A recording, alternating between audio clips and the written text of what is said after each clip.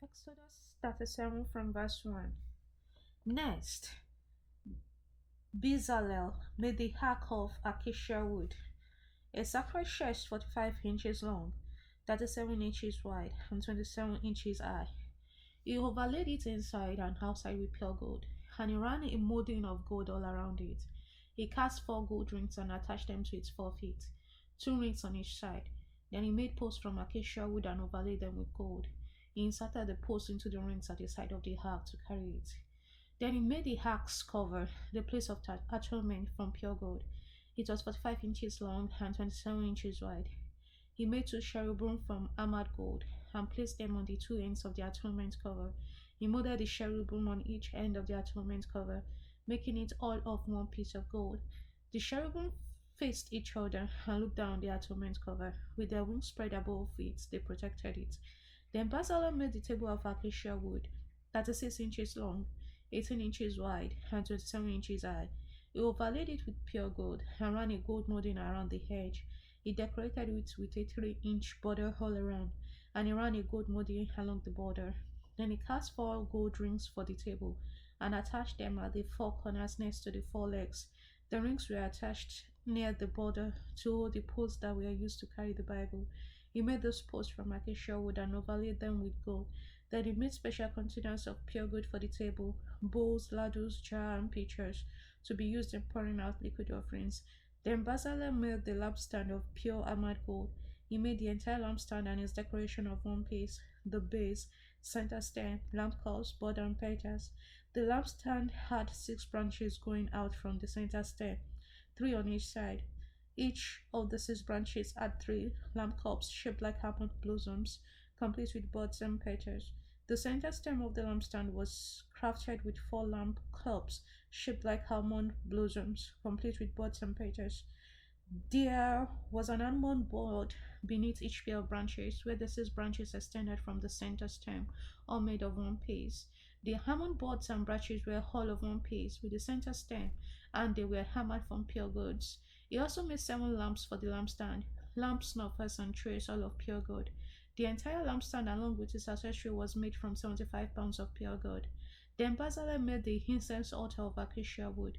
It was 18 inches square and 36 inches high, with horns at the corner carved from the same piece of wood as the altar itself. He overlaid the top sides and horn of the altar with pure gold, and he ran a gold molding around the entire altar. He made 2 gold rings and attached them on opposite sides of the altar, below the gold molding, to hold the carrying poles. He made the poles of acacia wood and overlaid them with gold. Then he made the sacred anointing oil and the fragrant incense using the techniques of a skilled incense maker. Next, Bezalel used acacia wood to construct the square altar of burnt offering. It was 7.5 feet wide, 7.5 feet long, and 4.5 feet high. He made horns for each of its 4 corners, so that the horns and altars were all one piece. He overlaid the altar with bronze. Then he made all the altar utensils of bronze, the ash bucket, shovels, basins, meat forks, and fire pans. Next, he made a bronze grating and installed it halfway down the side of the altar under the ledge. He cast 4 rings and attached them to the corners of the bronze grating to hold the carrying poles. He made the poles from acacia wood and overlaid them with bronze. He inserted the poles through the rings on the side of the altar. The altar was hollow and was made from planks. Bezalel made the bronze wash basin and its bronze stand from bronze mirrors, donated by the woman who served at the entrance of the tabernacle. Then Bezalel made the courtyard, which was enclosed with curtains made of finely woven linen. On the south side, the curtains were 150 feet long. They were held by 20 poles set securely in 20 bronze bases. He hung the curtains with silver hooks and rings. He made a similar set of curtains for the north side, 150 feet of curtain held up by 20 poles set securely in bronze bases. He hung the curtains with silver hooks and rings. The curtains on the west end of the courtyard were 75 feet long, hung with silver hooks and rings, and supported by 10 poles set into 10 bases. The east end, the front, was also 75 feet long. The courtyard entrance was on the east end, flanked by 2 curtains. The curtain on the right side was 22.5 feet long and was supported by 3 posts set into 3 bases. The curtain on the left side was also 22.5 feet long and was supported by three posts set into three bases. All the curtains used in the courtyard were made of finely woven linen. Each post had a bronze base, and all the hooks and rings were silver. The tops of the posts of the courtyard were overlaid with silver, and the rings to hold up the curtain were made of silver. He made the curtain for the entrance to the courtyard of finely woven linen, and he decorated it with beautiful embroidery in blue, purple, and scarlet thread. It was 30 feet long, and its height was 7.5 feet, just like the curtains of the courtyard walls. It was supported by four posts, each set equally in its own bronze base. The top of the posts were overlaid with silver, and the hooks and rings were also made of silver. All the tent pegs used in the tabernacle and courtyard were made of bronze. This is an inventory of the materials used in building the tabernacle of the covenant. The Levites compiled the figures as Moses directed, and Itamar, son of Aaron the priest, served as recorder. Bezalel, son of Uri, grandson of Hur, of the tribe of Judah, made everything just as the Lord has commanded Moses. He was assisted by Oholiab, son of Ahisamach, of the tribe of Dan, a craftsman expert at engraving, designing, and embroidering with blue, purple, and scarlet thread on fine linen cloth. The people bought special offerings of gold totaling 2,193 pounds, as measured by the weight of the sanctuary shekel. This was used throughout the tabernacle. The whole community of Israel gave 75.45 pounds of silver, as measured by the weights of the sanctuary shekel. This silver came from the tax collected from each man registered in the census. The tax is 1 baker, which is half a shekel, based on the sanctuary shekel. The tax was collected from 603,550 men who had reached their 20th birthday. The 100 bases for the frames of the sanctuary walls and for the posts surrounding the inner curtain required 7,500 pounds of silver and 75 pounds of each base. The remaining 45 pounds of silver was used to make the hooks and rings and to overlay the tops of the post. The people also brought a special offering 5,310 pounds of bronze, which was used for casting the bases for the posts at the entrance of the tabernacle, and for the bronze altar with its bronze grating and all the altar utensils.